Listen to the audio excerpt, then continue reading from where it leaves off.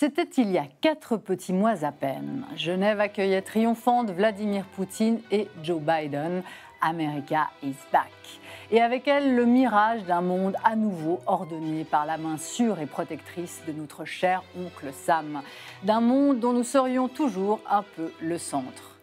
Mais aujourd'hui, gueule de bois et une gueule de bois sévère. Face à la débâcle idéologique, politique et militaire des Américains et de leurs alliés en Afghanistan, face au drame humanitaire et à la menace terroriste plus forte que jamais, l'Occident titube. Et pour la planète entière, il a aujourd'hui le visage de ce vieux président américain hébété qui s'accroche à son pupitre en invoquant la Bible. Alors qu'est-ce que tout cela veut dire? Autour de qui et de quoi le monde est-il en train de se réorganiser et avec quelles conséquences sur nos sociétés? C'est ce dont on va débattre ce soir dans Le Point avant de retrouver en toute fin d'émission, comme chaque semaine, la chronique humour, détente, nécessaire d'Alexandre Kominek. Bienvenue à toutes et tous et sur l'Aimant Bleu.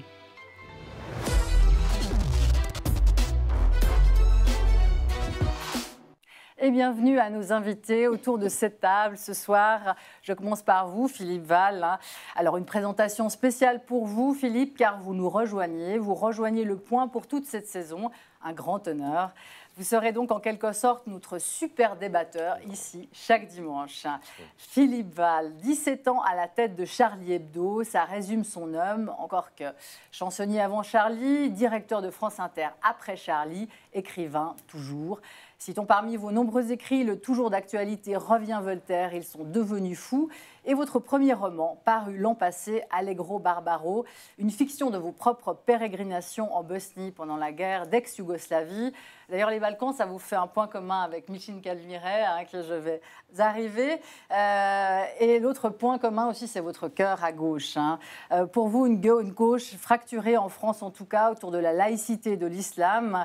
Et vous clivez largement, comme votre ancien journal, avec des positions qu'on dira laïcardes, anti-islamo-gauchistes, en un mot universaliste. Micheline Calmiret, bonsoir. Bonsoir. Bonsoir, madame. Ancienne présidente de la Confédération à la tête du département des Affaires étrangères pendant 9 ans, une ministre socialiste spécialement active sur le plan international. C'est suffisamment rare, d'ailleurs, en Suisse, pour le signaler. À votre actif, justement, il y a eu la création du Kosovo, à laquelle vous avez largement participé. On notera aussi votre implication dans de nombreux dossiers chauds du Proche et du Moyen-Orient. Vous avez également dirigé le Conseil de l'Europe et vous venez de publier Pour une neutralité active de la Suisse à l'Europe, préfacé par un autre ancien président, François Hollande. Jawed Sangdel, bonsoir. Bonsoir. Vous, Jawed, vous dirigez une académie privée à Genève, la Swiss UMaF University, qui accueillait d'ailleurs cette semaine une conférence internationale sur l'Afghanistan, en présence notamment d'un des oncles d'Ahmad Massoud, le nouveau héros martyr de la résistance du Panjshir. Vous-même, Jawed Sangdel, vous avez grandi en Afghanistan, aujourd'hui naturalisé suisse, mais toujours très lié à votre pays d'origine. Vous y avez d'ailleurs développé votre université à Kaboul, où résident encore en danger vos étudiants et professeurs et une partie de votre famille. Asni Abidi, bonsoir. Bonsoir. Vous êtes politologue et directeur du Centre d'études et de recherche sur le monde arabe et méditerranéen à Genève. Vous êtes aussi maître de conférences à Sciences Po Paris et venez de publier sous votre direction un tout dernier ouvrage, mais quelle coïncidence, Le Moyen-Orient selon Joe Biden. Merci à toutes et tous d'être là. Et on va commencer par écouter, ou plutôt regarder ceci. On reconnaît bien sûr Joe Biden, président des États-Unis, en pleurs devant les journalistes. C'était le 26 août, à la suite d'un attentat qui a fait près de 100 morts, dont 13 militaires américains au port de l'aéroport de Kaboul. Alors cette image, ça vous inspire quoi, Philippe Val? Celle d'un homme sénile ou d'un Occident sénile? Ni l'un ni l'autre. Le président est âgé, c'est sûr. On l'a dit, redit, répété pendant de longs mois, mais je pense que... De façon symbolique. Oui, je pense qu'il a toute sa tête déjà pour commencer, que l'administration autour de lui n'est ni âgée ni fatiguée, et que son discours est la traduction du travail de nombreux stratèges en politique qui n'ont absolument rien de sénile. Et la décision qui a été prise de se retirer de l'Afghanistan, par exemple, n'est pas du tout la décision d'une vieille démocratie elle-même battue en brèche par les mouvements plus ou moins barbares ou illibéraux dans le monde. Non, c'est une décision stratégique qui a été prise par Obama au début, dans son premier mandat, de se retirer d'Afghanistan, tout simplement parce que les stratèges américains, le Pentagone et les conseillers militaires ont dit, voilà, maintenant on ne peut plus dépenser autant d'argent là, et dépenser autant d'énergie, autant d'hommes, de vie humaine et de matériel militaire dans cette région du monde, parce que le problème n'est plus là. Le problème est dans la zone Pacifique, le problème est avec la Chine, et les principaux dangers à venir pour les 20 ans qui viennent sont liés à la puissance chinoise, et on ne peut plus rester en Afghanistan, il faut concentrer nos forces là-bas. C'est un retrait stratégique. Alors on va dire que c'est cynique, on va dire que c'est tout ce qu'on veut, mais c'est la réalité des faits. Il s'agit tout simplement de regrouper les forces là où le danger est le plus grand. C'est tout. Ça n'a rien à voir. Biden, c'est vrai qu'il est âgé, mais ce qu'il dit n'a rien d'âgé. N'a rien de gâteux. Il traduit dans sa façon à lui d'homme de près de 80 ans une politique qui est tout à fait dans l'air du temps et tout à fait énergique. Oui, mais il est effondré par le résultat. Il est effondré parce que c'est un homme. Il y a de quoi, hein. C'est un homme. Non, mais le résultat, la gabegie de ce départ, non, mais il y a de quoi être effondré après ce qui s'est passé, après l'attentat, après ce qu'on a vu à l'aéroport de Kaboul. Je veux dire, des images. Le retrait américain s'est passé dans un chaos indescriptible, innommable, avec des tués, des blessés. Et là, l'Amérique n'a pas réussi à sécuriser. C'est nul, non. Alors là, je suis d'accord avec vous. Moi, j'ai presque l'âge de Biden, donc excusez-moi. C'était métaphorique. Biden a pratiqué une politique économique qui n'avait rien de sénile, au contraire que personne d'autre avant lui n'a eu le courage de promouvoir. Absolument. Donc l'Afghanistan, c'était plutôt courageux de décider une retraite d'Afghanistan, parce que les États-Unis et leurs alliés se sont engagés en Afghanistan pour venger le 11 septembre. Ils se sont engagés là-bas et mené des activités, je dirais, quasi colonialistes, hein, je veux dire, dans un pays qui n'en voulait pas. Et ça a conduit à la situation qu'on connaît aujourd'hui. Alors, prendre une décision de se retirer dans ces circonstances, ce n'était pas une décision peu courageuse, au contraire. Non. Ça demandait un certain courage pour partir. Ce qu'on peut regretter, c'est effectivement la manière dont s'est passé le retrait américain, et je comprends qu'il ait été affecté par ça. Ça, c'est normal. Mais justement, le dégât d'image est immense, hein, Oui, il est immense, et surtout, il est immense vis-à-vis des alliés. Il faut rappeler que c'est vrai que les négociations de retrait des Américains, les négociations ont pris une allure importante sous l'administration républicaine du président Trump. Et évidemment, Biden était vice-président quand Obama avait pris la décision de se retirer de l'Afghanistan, parce qu'il a pris conscience de l'échec de la présence américaine, et surtout l'échec de la construction d'un nouvel État en Afghanistan. Ce qui nous choque en Europe, et ce qui choque les alliés, c'est que le président Biden est revenu au pouvoir sous une étiquette importante, positive, appréciée, c'est le retour de la diplomatie multilatérale. Il se trouve que beaucoup de ses amis, beaucoup de ses alliés, au sein de l'Alliance Atlantique ou en dehors, ont déconseillé l'administration Biden d'opérer ce changement comme il a été fait. C'est-à-dire que le président Biden, finalement, quand il s'agissait de prendre une décision qui relève de l'intérêt suprême des États-Unis, on consulte et on n'écoute même pas ses alliés. Et c'est ça qu'on avait un petit peu un désastre et presque un retrait dans une situation difficile en Afghanistan. Et quel message pour les États voisins. Aujourd'hui, au Moyen-Orient et en Asie, on se pose la question, est-ce que l'Amérique est un allié fiable ou non ? Oui, attends, il y a... J'aimerais peut-être juste avant de vous faire sur le fait obligé ou pas, j'aimerais juste vous faire écouter un extrait de Bernard-Henri Lévy qui nous a accordé mardi une longue interview. On l'écoute et je vous fais réagir après. J'ai rarement vu un tel acte de diplomatie suicidaire. Voilà. Il n'y avait aucun intérêt, aucune nécessité, aucune raison logique, aucune raison militaire, aucune pression diplomatique qui contraignait les démocrates à offrir le pouvoir aux talibans. on compare le départ des Américains de Kaboul à leur départ de Saïgon. C'est très différent. Kaboul, c'est un Saïgon auto-infligé. C'est un Saïgon volontaire. C'est un Saïgon décidé.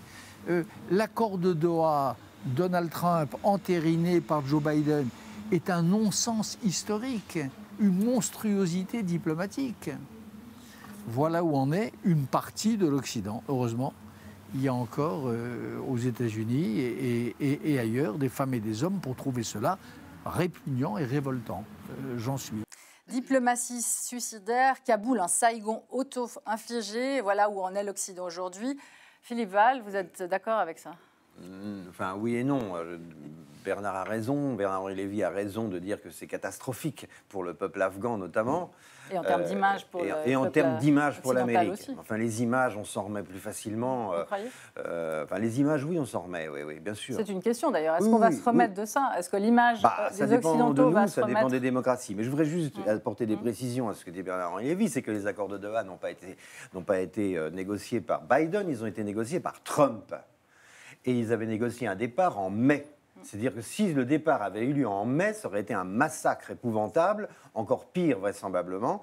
Et Biden a obtenu que ça soit fin août, à grand-peine. Oui. Alors, à grand-peine. Et les accords de Doha ont été négociés, et là je pense que c'est un point essentiel, entre les émissaires de Trump et les émissaires des talibans.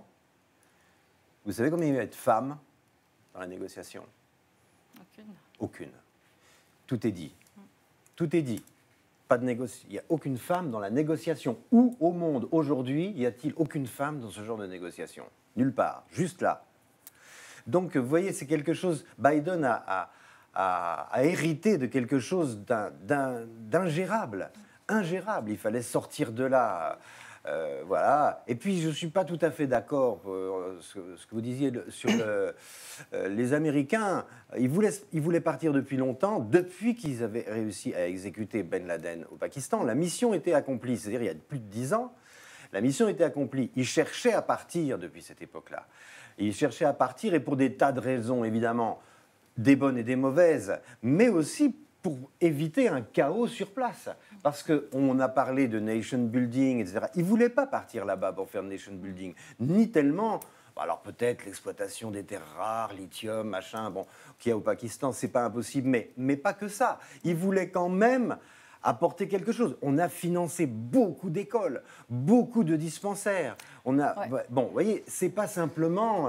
On reste pas 20 ans parce qu'on veut traquer Ben Laden. Je pense qu'il y a beaucoup de contradictions dans la politique étrangère américaine. C'est vrai que Bernard-Henri Lévy, quand il parle de décision suicidaire, c'est en dehors de la réalité. C'est pas une décision suicidaire, c'est une décision qui est mûrement réfléchie. En fait, rester davantage sans projet de société était suicidaire. Plus suicidaire que de se retirer. Sauf que on sait qu'il y avait des oppositions de la part de l'établissement américain et surtout du Pentagone contre la décision de se retirer. Là, il y a une fenêtre qui s'ouvre pour Biden.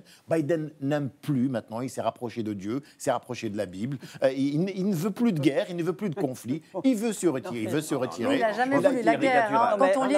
Quand on lit les mémoires de Barack Obama, on voit effectivement que c'est l'un de ses proches, justement, qui est celui qui refuse systématiquement qu'on augmente les contingents quand il s'agit, etc. Donc c'est une conviction chez lui, probablement que c'est justement tardive, parce qu'il était le premier à la guerre en Irak. Mais sur l'image que ça... Je m'excuse, mais le retrait américain, il ne date pas de l'Afghanistan. Ouais. Le retrait des États-Unis sur eux-mêmes date d'avant. On voit ce qui s'est passé ailleurs, on voit ce qui s'est passé en Irak, on voit ce qui s'est passé en Syrie, ça date d'avant. Donc les États-Unis sont plus prêts à jouer le rôle de gendarmes du monde. Qui défend encore l'ordre libéral international aujourd'hui? On assiste à une érosion du multilatéralisme, on assiste à un retrait américain, on assiste à la montée de nouvelles puissances comme la Chine, vous l'avez mentionné, ça devient une priorité. À d'autres puissances régionales qui montent aussi en grade, si je puis dire, la Russie, l'Iran, en ce qui concerne le Moyen-Orient, l'Arabie saoudite. etc. Donc ils prennent la place de ce retrait des États-Unis. Au surplus, l'ordre mondial international, la démocratie, les droits humains, etc., subissent un mauvais passage au jour d'aujourd'hui, très mauvais.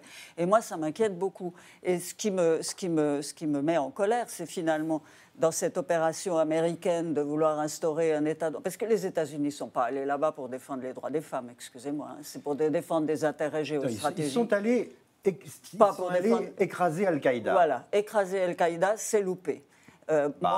Instaurer un État démocratique, un État corrompu, c'est raté. Donc ils sont allés là-bas pour d'autres raisons. Et puis ils s'en retirent pour des intérêts géostratégiques également. Et ça a commencé bien avant.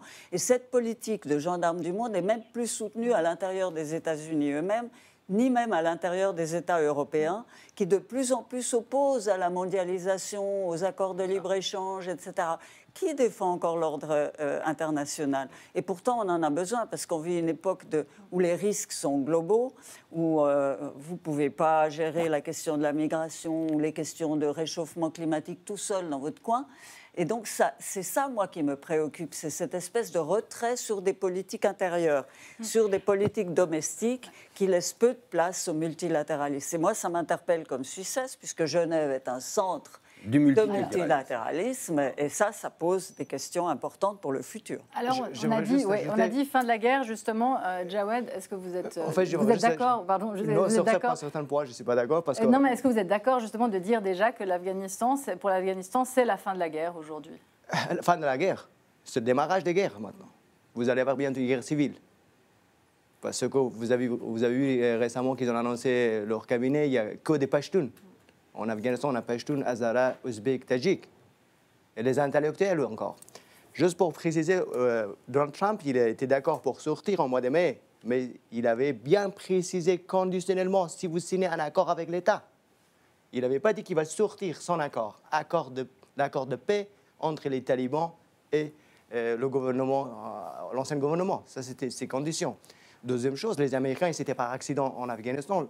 Ils n'ont jamais fait quelque chose pour l'Afghanistan. Rien du tout pour l'Afghanistan. Au contraire, ils ont tué des milliers et milliers de gens. Le vrai problème, source vient du Pakistan. Ben Laden, il se trouvait où? Mullah Omar, c'était où? Tous les talibans, c'était où? Il n'a jamais voulu entrer en matière avec le gouvernement pakistanais qui produit tous les jours les terroristes, les Al-Qaïda, pour non seulement impacter la région, mais le monde entier. C'est-à-dire, le vrai problème, ce n'était pas du tout en Afghanistan. Je me pose une question. D'ailleurs, Ben Laden a été tué au Pakistan. Oui, voilà, c'est la preuve. Mais pourquoi les Américains et les Européens, ils ne concentrent pas sur la vraie source des problèmes de terrorisme au Pakistan? En Afghanistan, on n'a pas de terrorisme. Même les talibans, il y a une grande 95% des talibans, c'est des gens qui ont fait l'éducation, on change leur cerveau, vous venez défendre l'intérêt du pays. On a 5% des talibans qui sont très proches des Pakistanais. La négociation, ce n'était pas entre les talibans et américains, c'était entre Pakistanais, le gouvernement pakistanais et les Américains.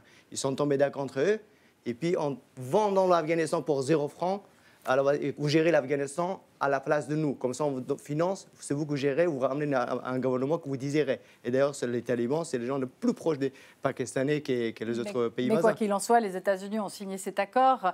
Et bien sûr, il y a une humiliation, mais l'humiliation, elle commence aussi déjà par le fait que maintenant, on a un gouvernement, on va avoir un gouvernement en Afghanistan qui est composé quand même par ceux qu'on nous a vendus comme les ennemis numéro 1 de la planète, c'est-à-dire les talibans.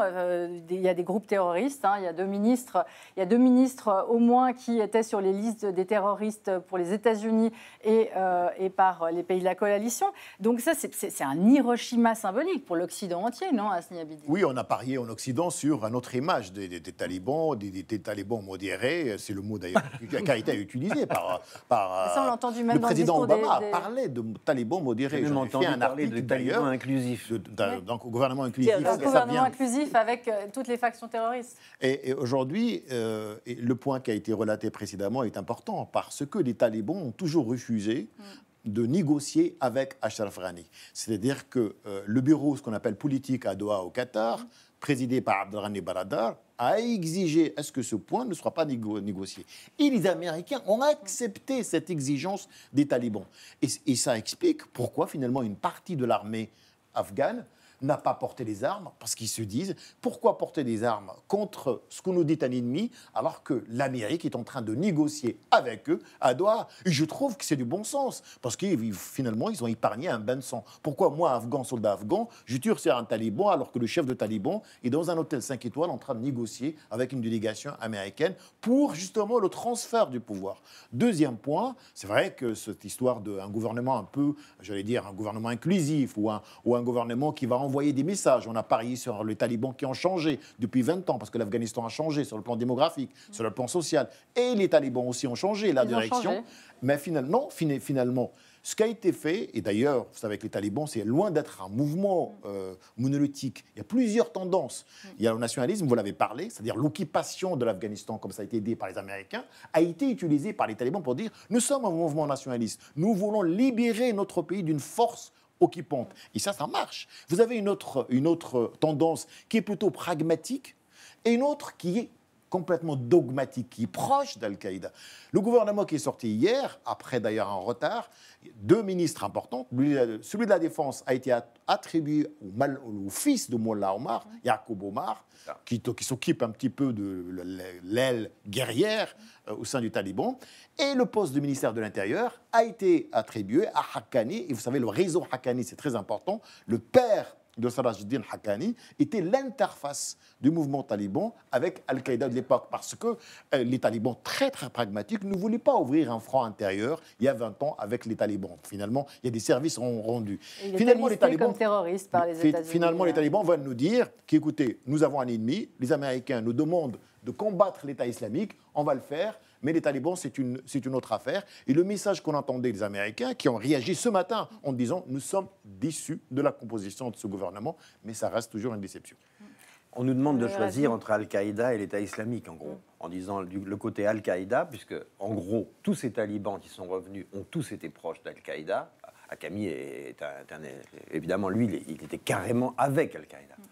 Mais donc on nous demande de choisir entre 2 trucs. On n'a pas du tout envie de choisir, ni l'un ni l'autre. On dit que c'est le tombeau des démocraties. Bon, d'accord, je veux bien, de l'Afghanistan. Mais c'est surréaliste, l'Afghanistan est surtout le tombeau de l'Afghanistan lui-même. Parce que les Européens qui ont essayé de faire quelque chose là-bas, les ONG, les machins, bon, l'Amérique qui s'est investie là-bas pour le meilleur et pour le pire, mais d'abord pour se débarrasser d'Al-Qaïda, ce qui était quand même un peu légitime. Rappelons quand même que c'était suite aux attentats du 11 septembre. C'était pas pour rien qu'ils étaient partis là-bas, les Américains.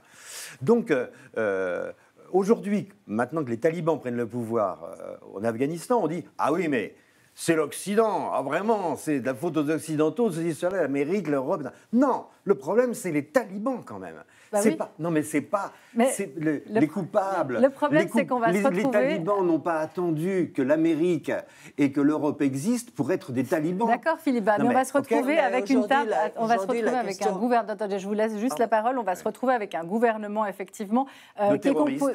Oui, mais qu'on nous a vendu effectivement comme les ennemis numéro 1 de la planète et avec lesquels, d'ailleurs, faut-il ou pas négocier, faut-il ou pas les reconnaître, Micheline Calmiret? Alors, le problème de la reconnaissance se pose aujourd'hui. Je veux dire, quoi qu'on fasse et de quelque manière qu'on veuille bien qualifier le gouvernement afghan actuel, la reconnaissance se pose puisque dès l'instant où les talibans ont le contrôle effectif du pays, ont constitué un gouvernement, la question qui se pose à la communauté internationale est de savoir si on va les reconnaître ou si on ne va pas les reconnaître.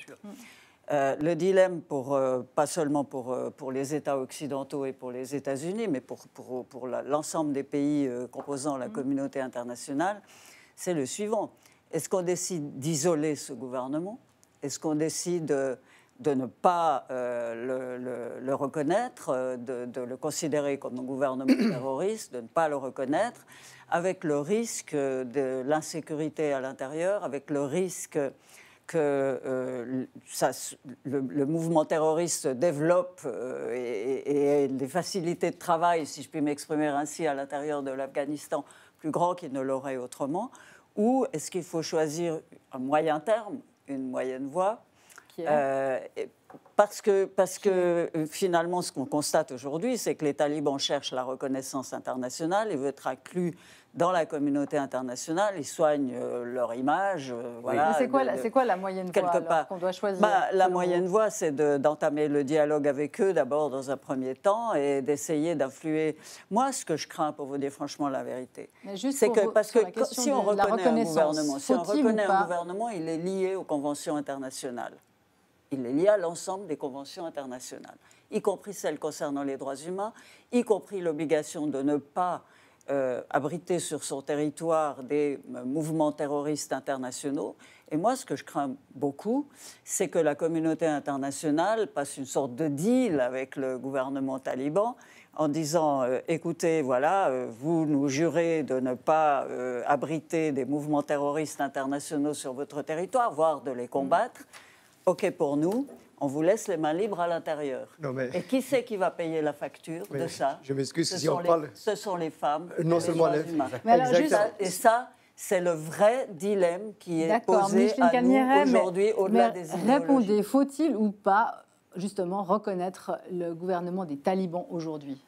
Eh bien, écoutez, dès l'instant où ils ont un contrôle effectif du territoire, dès l'instant où ils ont créé un gouvernement qui est une affaire de politique intérieure, le gouvernement, eh bien, à ce moment-là, la voie à la reconnaissance est ouverte. En Suisse, on a plutôt d'habitude une attitude ouverte à l'égard des gouvernements et de la reconnaissance. On est favorable, de par la neutralité du pays, au dialogue inclusif et à la discussion avec les gens. Le président du CICR est d'ores et déjà sur place avec les talibans. Moi, je pense que la moyenne voie, ça serait effectivement la voie de la reconnaissance, déjà pour ne pas laisser la place exclusive à la Russie, à l'Iran, au Pakistan. Alors ça, c'est une grande question et on va la traiter dans la seconde partie, justement, la reconnaissance ou pas des talibans. C'est malheureusement ou heureusement le moment de faire une courte pause et on se retrouve dans quelques instants.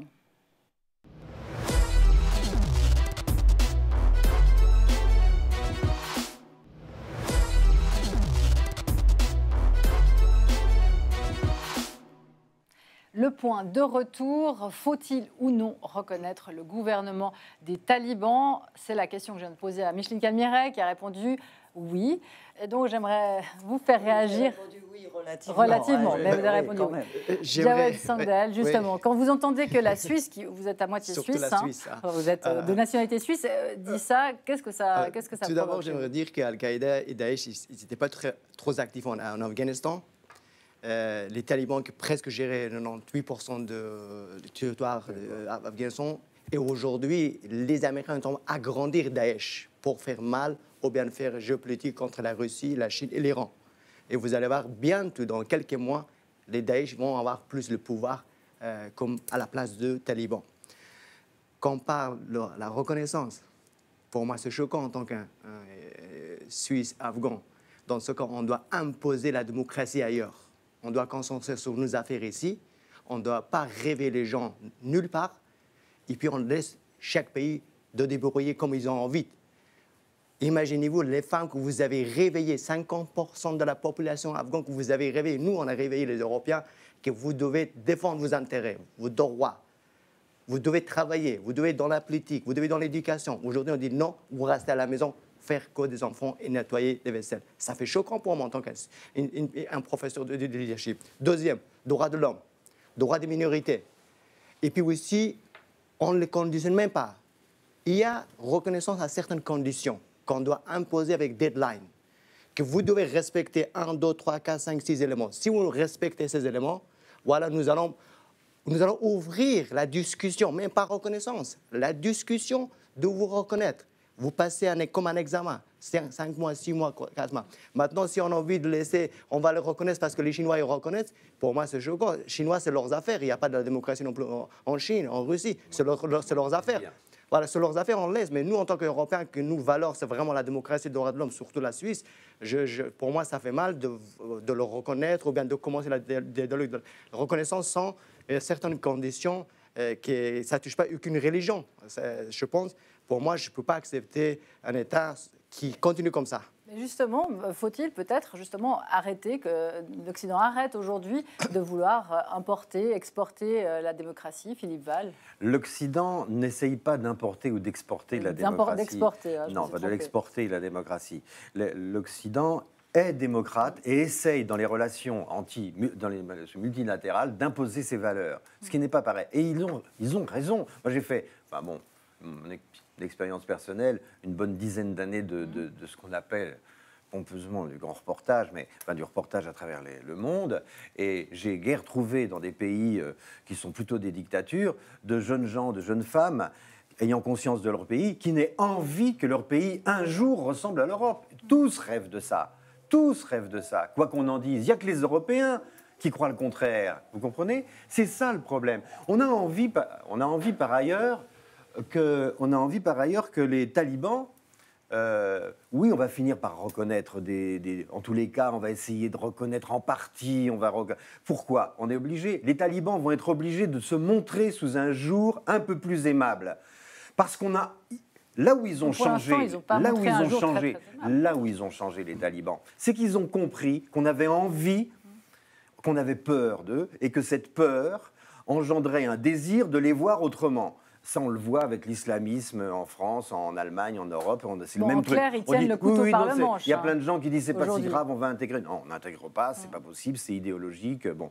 Donc on a envie de les voir comme ça, et eux, ils savent qu'on a envie de les voir comme ça. Donc ils vont donner une image, pas très séduisante, mais un peu quand même, pour avoir pour donner le change. Et pourquoi vont-ils le faire? Ils vont le faire parce qu'ils ne peuvent pas survivre au pouvoir sans l'aide internationale et sans les investissements. Ils ne peuvent pas. Si dans les mois qui viennent, la situation ne se débloque pas politiquement pour eux, qu'est-ce qui va se passer en Afghanistan? La famine. Tout simplement, la famine. Donc, ils n'ont pas de quoi manger. Ce n'est pas une agriculture qui subvient aux besoins d'une population. Donc, ils sont obligés, pour administrer le pays, de donner par-ci, par-là des petits gages qu'on aura envie de croire. Moi, je pense qu'il faut relativiser, parce que l'idée que nos démocraties occidentales imposent ou véhiculent les valeurs universelles, elle est tout de même, elle est discutable, parce que dans le meurtre du journaliste Jamal Khashoggi, par exemple, tout l'Occident, le journaliste saoudien qui a été assassiné à l'intérieur du consulat saoudien, vous avez vu la réponse occidentale, c'est-à-dire que circuler, il n'y a rien à voir. Et l'Arabie saoudite, franchement, en termes d'abord de religion, enfin en termes de... Il n'est pas un pays spécialement qui prône les droits de l'homme et de la femme en particulier. Jawad a parlé du Pakistan, il a raison. Le Pakistan, tous les pays occidentaux tiennent à avoir d'excellentes relations avec Islamabad, parce qu'ils pensent que le Pakistan est un État important et un échange d'informations. À la bombe atomique. Laissez-moi finir. Parce que c'est une puissance et parce que le Pakistan nous aide dans certains dossiers liés justement à l'islamisme radical. Donc, il faut relativiser l'histoire des valeurs universelles. Deuxième point sur la question de reconnaissance. Il y a 3 points importants. Premier point, c'est qu'un tiers des membres du gouvernement, qui est partiel maintenant, sont sous des sanctions internationales. Ils sont recherchés en quelque sorte. C'est-à-dire on fait partie d'un mouvement qui est considéré comme un mouvement terroriste. Et donc, c'est difficile pour un État démocratique d'accepter un gouvernement dont les membres sont considérés comme terroristes, sont sous, justement, ces poursuites internationales au niveau des Nations Unies, au niveau de l'Union européenne et au niveau des États-Unis. Plusieurs membres. Deuxième point, selon certains de nos amis afghans, ils disent « Mais attendez, nous avons vécu un putsch, nous avons un gouvernement corrompu, pas représentatif, certes, comme le dit d'ailleurs le vice-président de Ashraf Ghani, M. Salhi, mais on a un mouvement qui arrive armé et qui destitue un pouvoir, et vous le dites qu'on va vous reconnaître. Donc c'est un point aussi à négocier. Troisième point et le dernier point, c'est que les talibans de 1996 à 2001 ont vécu sans reconnaissance internationale. Il y avait quelques États seulement qui ont reconnu. Ça ne les a pas empêchés de vivre. Et je peux vous dire que la reconnaissance internationale, ce n'est pas leur priorité absolue. Mais c'est leur crainte quand même. Oui, leur crainte. Attendez, leur crainte au niveau économique et au niveau social, ils pensent bien qu'ils peuvent compter sur le Pakistan, ils pensent bien qu'ils peuvent compter sur la Chine et la Russie, et ils savent très bien, aujourd'hui, j'ai lu le rapport des Nations Unies, 85% des recettes des talibans, ça vient de la drogue, donc l'opium. Ça vient aussi de plusieurs opérations interdites par les Nations Unies. Certes, l'Afghanistan, 45% du produit intérieur brut provient de l'aide internationale. Et la suspension ou la fin de l'aide internationale risque évidemment de faire mal à l'économie afghane et à la En population. fait, moi, je pense qu'il ne faut pas aider les Afghans. Pour l'instant, pour l'instant, effectivement, le rapport de force, il est clairement à la faveur des talibans. Donc, comme on imagine mal qu'ils puissent l'inverser. Non, mais je ne crois pas qu'on puisse dire les choses comme ça. Pour moi, hein, je veux dire, la situation est telle aujourd'hui que le dilemme qui se pose à nous, et je le répète, c'est de savoir si il faut isoler le gouvernement taliban. Manifestement, les talibans n'ont pas intérêt à un isolement, puisqu'ils dépendent de l'aide internationale, mais au surplus, il y a un certain nombre de pays qui sont intéressés par leurs richesses naturelles. Hein, je parle de la Chine, avec les nouvelles routes de la soie. La Chine, la seule chose qui l'intéresse, à part l'objectif sécuritaire et le fait des Ouïghours qui ne sont pas loin, hein, donc là, c'est vraiment... Mais à part ça, c'est l'objectif économique, et on peut attendre que ces gouvernements vont reconnaître. Alors, est-ce que l'Occident a intérêt... La Chine et la Russie ont très peur aujourd'hui aussi, justement, de la déstabilisation de la région. Ils ont eu peur du terrorisme, ils ont aussi... Tout le monde a peur. Mais ça va guider aussi la question leur de politique l'isolement, vis-à-vis de c'est lié à ça. Est-ce qu'on a intérêt à laisser ces gouvernements se débattre tout seuls contre la faim, contre la famine? Là, je suis d'accord avec vous, ils ne peuvent pas subsister sans aide internationale. Donc, on n'utiliserait pas ce levier, comme vous l'avez dit, pour négocier un certain nombre de choses. Moi, le problème...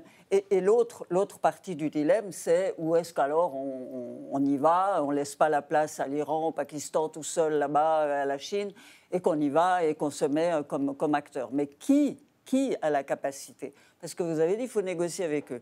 L'Union européenne n'a pas de politique étrangère, l'Union européenne est extrêmement faible, les États-Unis viennent de se retirer, je ne sais pas quelle envie ils vont pouvoir avoir au-delà de l'aide humanitaire et de jouer un rôle là-bas.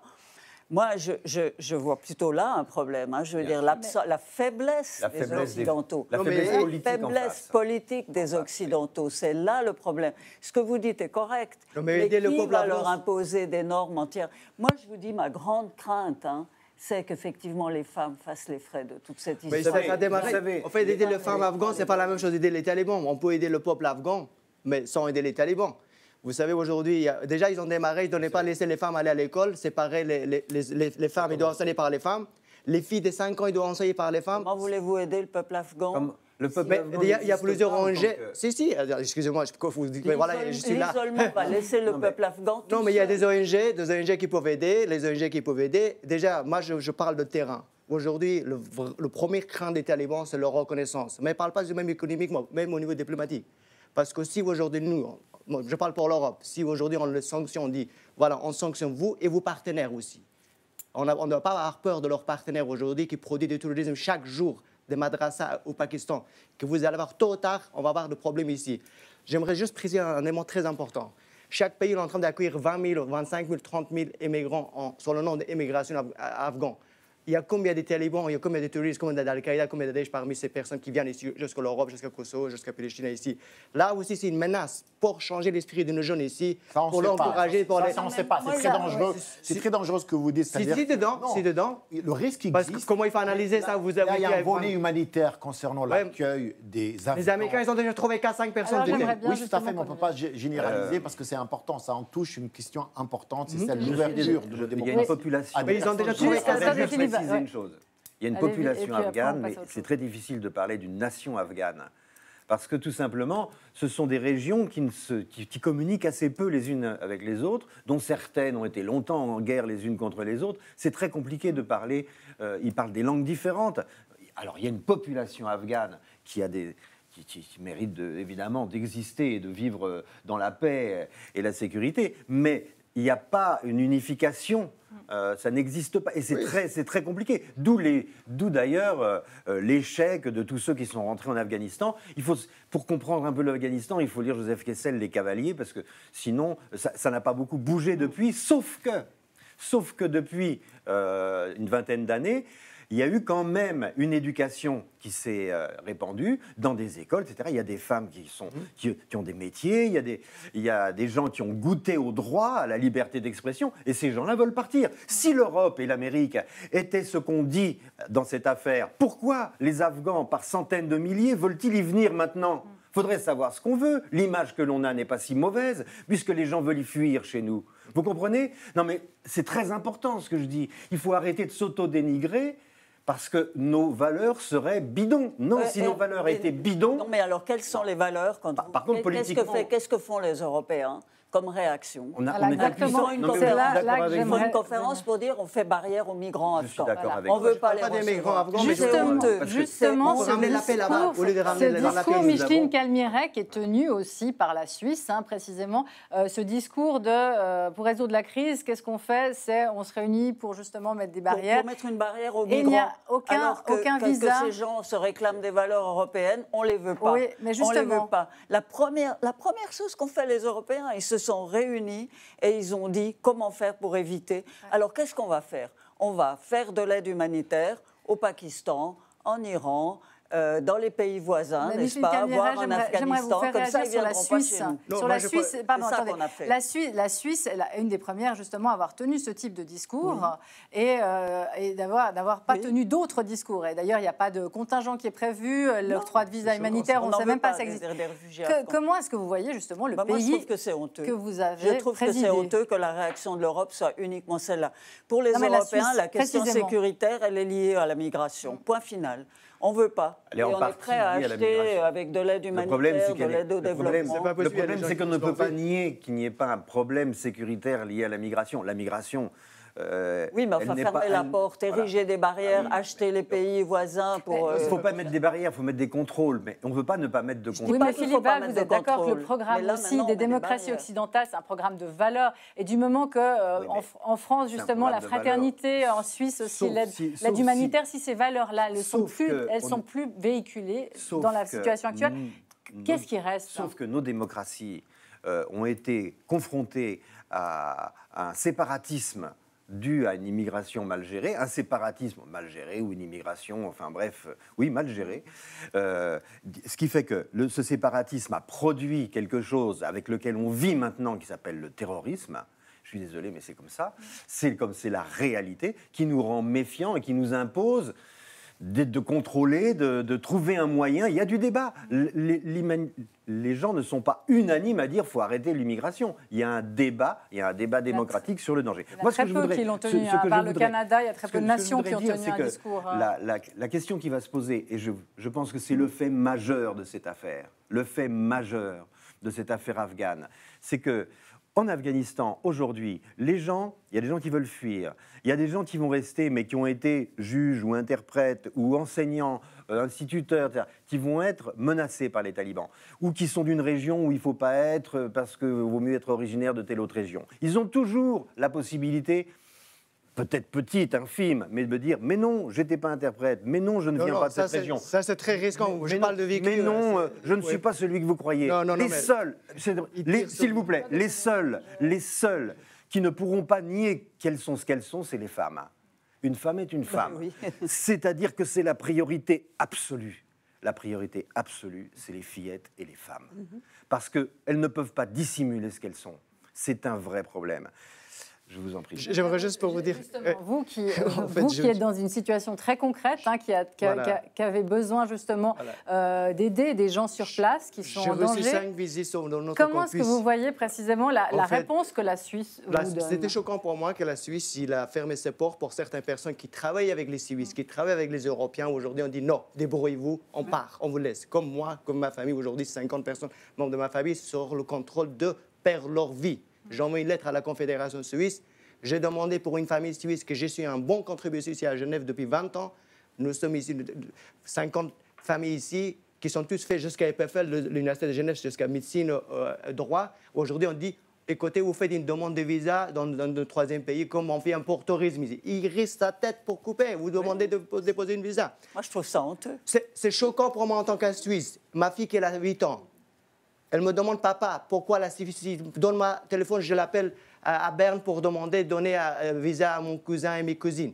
Mais c'est choquant. Autre chose, il y a beaucoup des Afghans qui ont travaillé avec les Occidentaux, avec les Français, avec les Allemands, avec les Européens. Aujourd'hui, on les abandonne comme ça, débrouillez-vous, au revoir, partir. C'est choquant, ça. Il y a les Afghans qui risquent leur vie aujourd'hui. Ce n'est pas menacé, ils risquent leur vie aujourd'hui. Et maintenant, si on n'a pas une politique claire, nette, on dit aller dans les pays voisins, ils profitent des Occidentaux, ils prennent l'argent, ils mettent dans leur poche, ils ne donnent rien à eux. Et d'ailleurs, ils n'ont pas les moyens de les accueillir. Des Afghans. Aujourd'hui, moi, je parle des Afghans intellectuels, je ne parle pas des Afghans qui vendaient des carottes dans la rue. Les Afghans intellectuels en tant qu'enseignants, enseignantes. J'ai 7000 étudiants à Kaboul, la Suisse m'a financé à Kaboul. Les étudiants m'appellent, messieurs, on croit à vos valeurs. Vous êtes venus ici avec vos professeurs suisses, italiens, anglais. Vous avez partagé vos valeurs avec nous. Vous êtes en train de laisser tomber. Et je demande, venez étudier. Il dit, pourquoi je l'ai étudié? Parce qu'il n'y a plus d'espoir.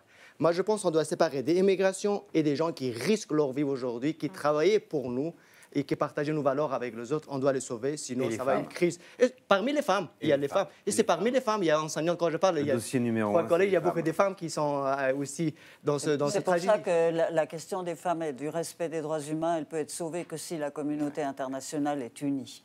Et ça, je trouve que c'est un objectif qu'on devrait avoir, aussi bien au sein des Nations Unies que dans les différents pays qui sont intéressés par l'Afghanistan et qui ont des intérêts en Afghanistan, économiques, géostratégiques. L'unité devrait venir sur la question des droits humains et en particulier la situation des femmes. Absolument. La reconnaissance devrait... Mais encore une fois, moi je suis pessimiste parce que qu'est-ce que je vois? C'est que les Européens s'occupent uniquement du danger migratoire et sécuritaire. C'est que l'Union européenne n'a pas de véritable politique étrangère et est faible sur le plan international. Je vois mal qui c'est qui porterait ça. Oui. Mais il faut vraiment là pas laisser les Russes, les Chinois, les Iraniens, les Pakistanais tout seuls. Ils sont au Conseil de sécurité, les Russes et les Chinois. Oui. Et je vois mal que les Russes et les Chinois défendent les intérêts des femmes si vous voulez, au déficit de leurs propres intérêts. Je suis complètement d'accord avec vous. Le problème, c'est pas l'Europe, le problème, c'est pas l'Amérique. Oui, le problème, c'est les Russes et les Chinois. Mais on les avait sanctionnés, il faut le continuer. Non, mais je suis d'accord avec vous. Le problème, il faut le continuer les sanctions comme on avait fait la Russie. C'est là le problème. Sincèrement, ce débat, il n'est pas nouveau. On a eu ce débat dans d'autres crises au monde. Alors justement, c'est une répétition. Et parier sur un sursaut de l'Europe est une illusion. Non, ça fait des années que l'Europe s'affronte. Et justement, sur la menace sécuritaire, parce qu'il ne nous reste pas beaucoup de temps, justement, sur la menace dont on nous parle maintenant, effectivement, une recrudescence possible des attentats, ça c'est une menace qui est réelle. Asni Abidi, qu'est-ce que... Oui, la menace est réelle, elle est très importante. Hein. Elle est importante pour l'Afghanistan.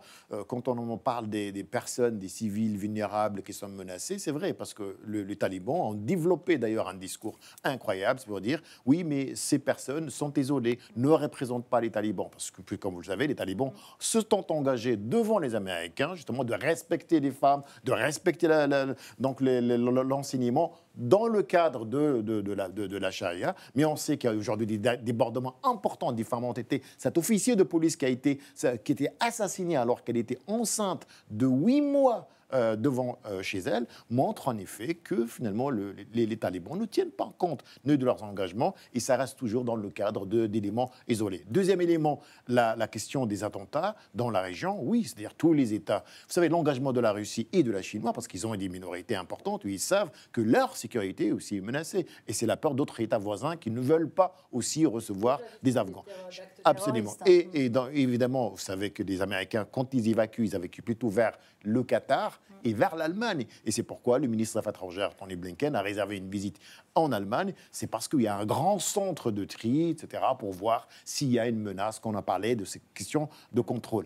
Est-ce que le message de cette débandade, en quelque sorte, le message est très dangereux pour cette mouvance djihadiste, qui est aujourd'hui dans une position triomphante pour dire, c'est un récit qu'on entend aujourd'hui, qu'on lit, regardez, on a battu finalement la grande démocratie, la plus grande démocratie, 20 ans après occupation, et on les a vaincus. Regardez comment ils sont partis. Mais dans les faits, c'est ça, d'ailleurs.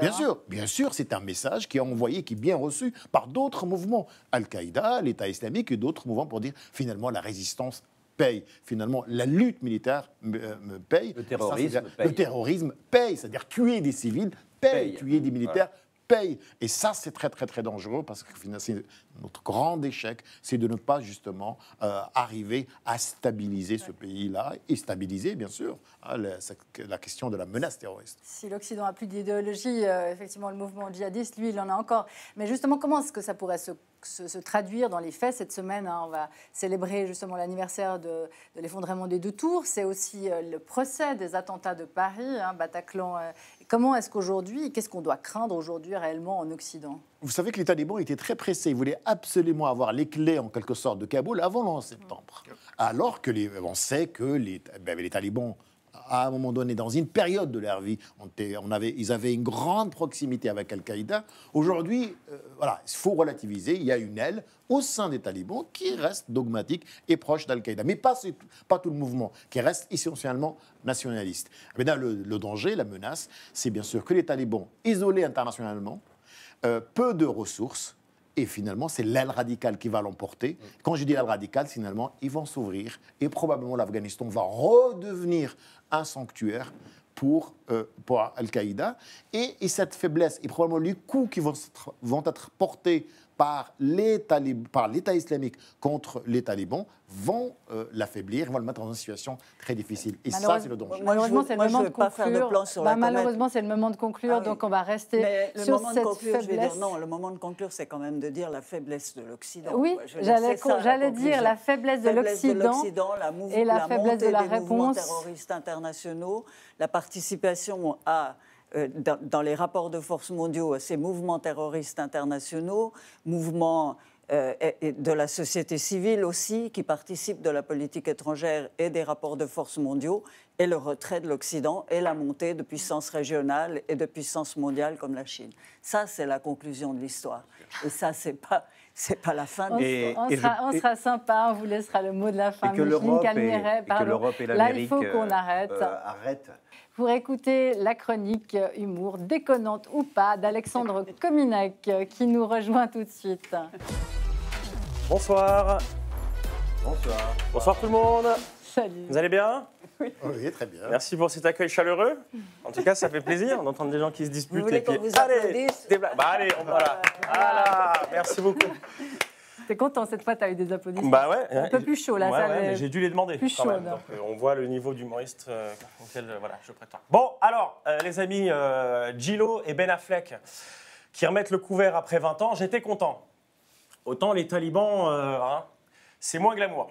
On pensait que les talibans, c'était fini, et voilà qu'aujourd'hui, on fait un retour en arrière de 20 ans. J'aurais préféré qu'on m'annonce d'autres retours en arrière de 20 ans au téléjournal. Hein.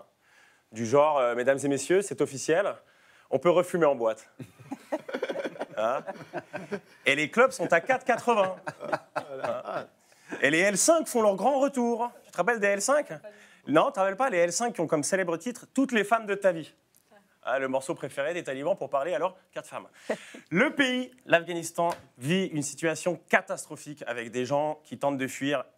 Et moi, ce qui me tue le plus, c'est ici les gens qui disent « Oh non, mais on ne peut pas accueillir tout le monde. Hein. On ne peut pas accueillir tout le monde. » Ok. Alors faisons un peu de place chez nous. Et on échange des gens de chez nous contre des réfugiés. C'est sérieux. Par exemple, les gens qui mettent la musique sur haut-parleur dans les transports. Allez hop, ça dégage. Charter, bien sûr. De toute façon, on a des avions qui vont là-bas pour rapatrier des gens. On va pas les laisser faire l'aller à vide. C'est pas écolo. On peut dégager qui encore les gens qui klaxonnent dès que le feu passe au vert. Bon, charter. Mais là, on perd la moitié de la population genevoise. Ah, ça c'est sûr. Mais ça fera moins de bouchons en ville. Ah, oui. Voilà. J'ai envie qu'on dégage aussi les gens à qui tu dis, quand tu leur dis bonjour, ils te répondent bonsoir. Charter. Les gens de télé-réalité. Charter. Tous. Les Marseillais à Kaboul. Je paye pour voir cette émission. En parlant de télé-réalité... On en rêverait presque. Hein. Franchement, ça tue. Pour où on en est. Ça tue. Lapsus. En parlant de télé-réalité, il y a une ex-candidate d'ailleurs là qui a récemment dit je me suis fait rajeunir le vagin, j'ai l'impression d'avoir 12 ans. Charter. Ça va faire plaisir aux talibans, ça en plus. Parce qu'on a vraiment besoin de ces gens-là. Hein. Et le pire, c'est que cette nana, elle a 3,2 millions d'abonnés. Ça veut dire que tu prends 2 nanas comme ça et tu as l'équivalent de la Suisse alémanique qui les suit. Tous ces gens, charter. Il n'y aurait plus de Suisse alémanique. Mais j'ai la solution, Micheline. Justement, je crois que j'ai trouvé la solution. Il faut envoyer les Suisses allemands en Afghanistan. Déjà, parce que ça me fait plaisir. Hein, et surtout parce que je suis sûr que les Suisses allemands vont sauver l'Afghanistan des talibans. C'est sûr. ils leur postillonneront dans la gueule. C'est les talibans qui vont devoir mettre une burqa. C'est une idée de génie. Bonne soirée, les amis. Merci Alexandre Kominec. Et merci à vous toutes et tous autour de cette table, Philippe Val, Micheline Calmiret, Jawed Sangdel et Asni Abidi. Le point sur l'Afghanistan, tombeau de démocratie, c'est fini. On restera sur l'idée que oui, on a un peu de soucis à se faire. Et on continue le débat la semaine prochaine. Bonne semaine. Bye bye.